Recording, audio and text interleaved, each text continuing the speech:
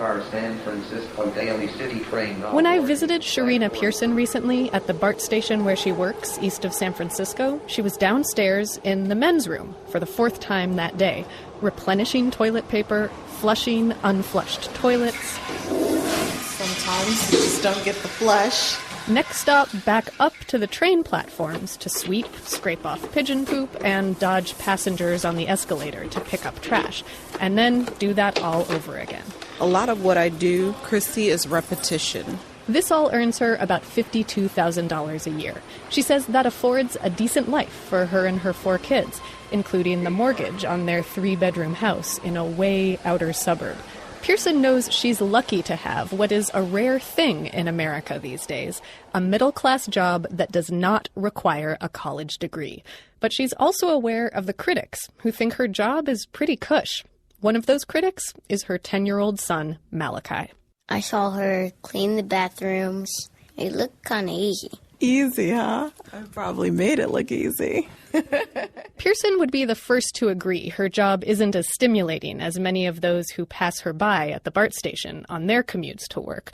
But she says her job takes focus and problem solving and a strong stomach. If you don't have one of those, you might want to turn the radio down for a moment now, because back on the train platform, Pearson is about to show me something. That's where the hot lunch was, right there. A hot lunch is BART lingo for a bodily fluid that needs immediate cleanup. Today, she had to deal with one as soon as she got to work. I inadvertently made a face. It is what it is. That's what I get paid to do. Pearson's had this job for 6 years, but she sees it as just one step in her journey. There's so many other things that I believe that I've been called to do. Pearson wants to finish college in business administration, and then there's her passion, songwriting. So how can I not ask her to sing me something she wrote? I could. And there by the escalator, in her blue BART uniform, she breaks into song.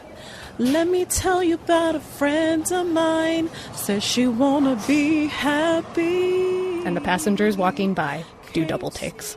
I'm Chrissy Clark for Marketplace. Nowhere around. And like the Smashing Pumpkins song I heard on the way in this morning, the 90s are coming back in a variety of ways. Another example, credit card companies are back to that roaring 90s practice of offering no-interest credit cards if you switch to a new card. No interest for a while. I promise you there'll be interest if you have a balance on the card when the teaser period is over. The Wall Street Journal reports that the solicitations are headed to your mailbox as we speak, but this isn't charity here, so watch out for the 3% fee to transfer that balance. In New York, I'm David Brancaccio with the Marketplace Morning Report.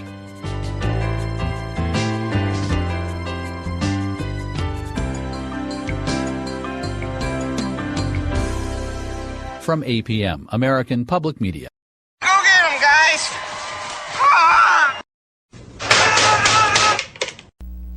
It's time for a look at market information on this Tuesday. And I apologize, my allergies decided to kick in while the Open was playing, so bear with me. U.S. markets opened slightly higher this morning, held in check by limited data releases in Europe and Asia, and a decidedly downbeat report on U.S. durable goods orders. Markets traded along slightly higher most of the day until late afternoon yesterday, when Secretary of State John Kerry stated that Syria had indeed used chemical weapons against its own citizens, causing fears that a U.S. military response would further destabilize the region and affect global equity prices. European and Asian markets closed mixed yesterday, while Latin American markets closed lower. Now, for today's calendar, San Francisco Fed President John Williams is giving a speech, and scheduled for the following data release and events today. 10 brands that will disappear in 2014. At 9 a.m., S&P Chase Schiller House Price Index. 10 o'clock, it's the Conference Board Consumer Confidence Index. Also, the Richmond Fed Manufacturing Index at 10 o'clock this morning. These times are all Eastern. 11:30, it's the 4-week Treasury bill auction. At 1 o'clock this afternoon, it's the 2-year note auction. And the closing bell levels for Monday, S&P closed at 1,656.79, down down 670. Dow Jones Industrials average closed at 14,946.85, down 63.66.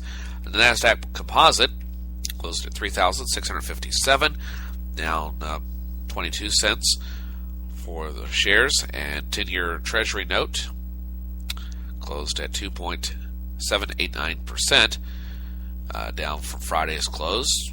Gold closed at $1,370.80, up $6.50, and the euro dollar closed slightly lower at 1.3371. Big earnings movers: Chinese internet firm Keyhole 360 Technology was up 8% yesterday at $78.99 on strong earnings and a buoyant outlook. A small biotech firm, Spherix Incorporated, jumped 26.7% to more than $14 on earnings. Now today, expecting earnings from LDK Solar Company Limited and Tiffany & Company before markets open.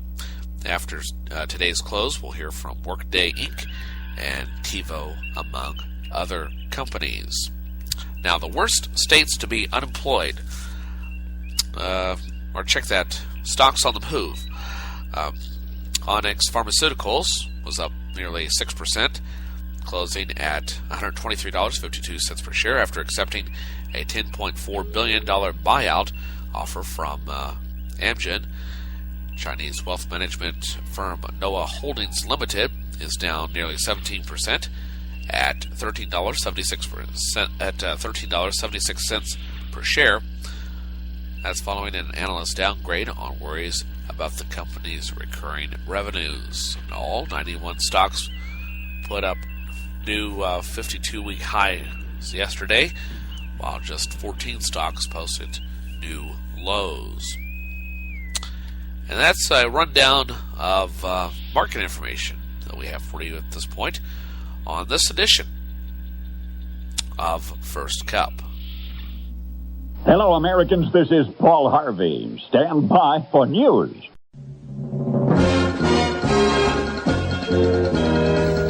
We'll have more from the CBS World News Desk and find out what's going on planet Earth here in just a few moments. In the meantime, this is a quick rundown of today's news headlines.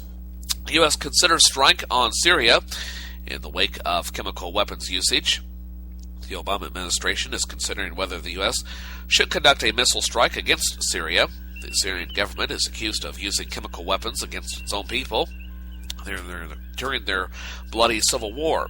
President Obama on Saturday met with his national security team to hear evidence that chemical weapons were indeed used on the Syrian people. A report justifying a potential attack on Syria will be released by the Obama administration either today or tomorrow.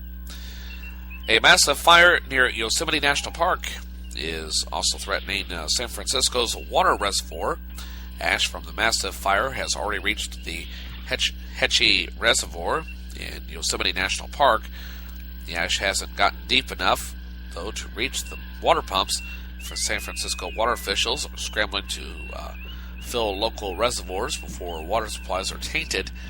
For the rim fire is now at 15% containment, having burned 234 square miles. The second suspect was arrested yesterday in the beating death of 88-year-old World War II veteran Delbert Belton. Police said Belton was waiting for a friend in a Spokane, Washington parking lot when two 16-year-olds tried to rob him. He fought back, worsening the attack. That's according to police. And the two teens ended up beating him to death. Two teens will be charged as adults with murder and robbery. It's time now for the CBS World News Roundup. You're listening to Tuesday's edition of First Cup. It is August 27th, 2013. I'm your host, Joe Haffner.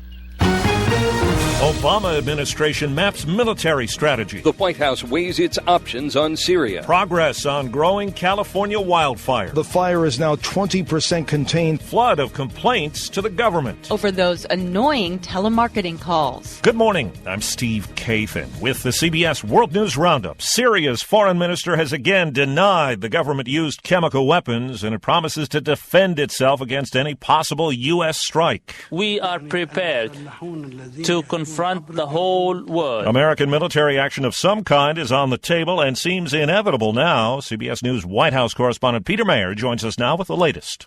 Right, Steve. The administration is clearly setting the stage for a U.S. response. Secretary of State Kerry said the president believes the Assad regime must be held accountable. What we saw in Syria last week should shock the conscience of the world. Former Pentagon analyst Anthony Cordesman, though, warns against a hollow message, saying any response would require a long-term diplomatic and military strategy. The problem is action to do what? President Obama has ordered a declassified report to make the case to the public for action against Syria. Release of that study, Steve, is expected soon. A number of countries, Britain, Australia, and Turkey, back the U.S. CBS's Holly Williams is along Turkey's border with Syria. If the U.S. does intervene in Syria, then that would anger other governments, including Russia and Iran, which both back the Syrian regime. In fact, Russia has warned the U.S. not to make what it called a tragic mistake by preempting the results of the UN investigation. A UN team in Syria postponed another visit to the site of the alleged chemical attack today, working instead at another location.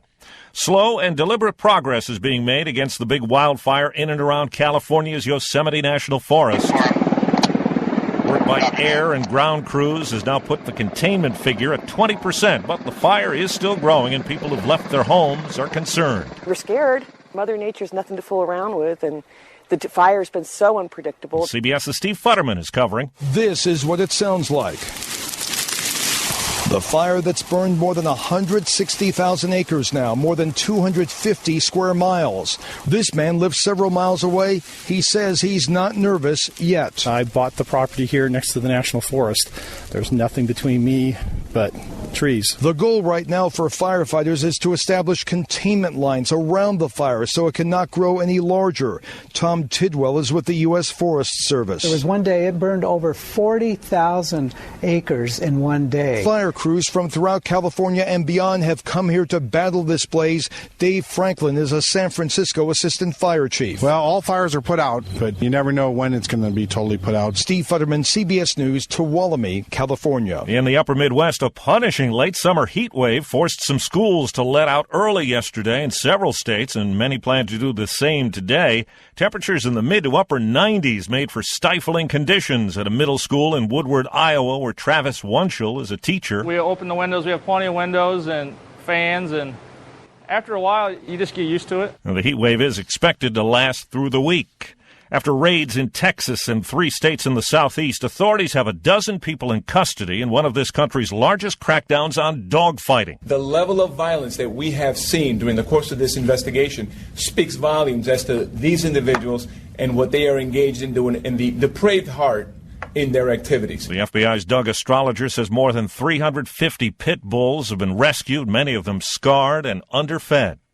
In the state of Florida versus George Zimmerman, Zimmerman was acquitted. Now his legal team wants Florida to foot the bill. Live to CBS's Vicki Barker. Attorney Mark O'Mara says state law requires Florida to repay all legal costs, minus the lawyer's fee, of a defendant found innocent. O'Mara telling the Orlando Sentinel reimbursement for all those expert witnesses, depositions, and photocopies could total $300,000. That's on top of the $900,000 public agencies already spent on Zimmerman's 5-week trial. Meanwhile, Trayvon Martin's family is reportedly still mulling a civil suit against Zimmerman over Martin's death. Steve? Seems a growing number of people on the federal do not call list do not like the way things are going. You're not supposed to get them if you're on the do not call list. But complaints from consumers who are getting calls from telemarketers you owe $4,000 in credit card debt have jumped 63% in the past 2 years. The Federal Trade Commission blames new technology. It's getting easier, faster, and cheaper for telemarketers to send out illegal automated robocalls, and those calls are getting tougher to trace. Heather Bosch, CBS News. Part 2 now of our series on drones. CBS's Barry Bagnano reports from Philadelphia.